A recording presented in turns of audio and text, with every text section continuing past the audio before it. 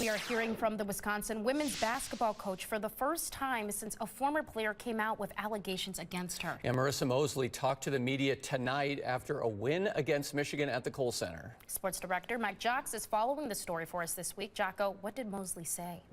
Cameron and Mark, Moseley shared a small statement off of her phone this evening. She says she and her staff prioritize well-being over basketball, as we reported earlier this week in a video on TikTok.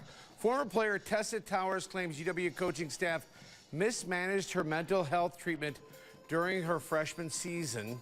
Towers has since transferred to Ball State. I cannot comment on any student athlete's health-related claims due to federal laws.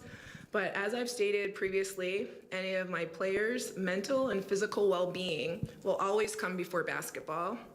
My staff and I work hard and pride ourselves on trying to create an environment that welcomes everyone, and that we try to build a positive both positive and lasting relationships with these players. 15 News asked Moseley to further comment on the women's basketball team's conversations about mental health. She says they are keeping that information internal.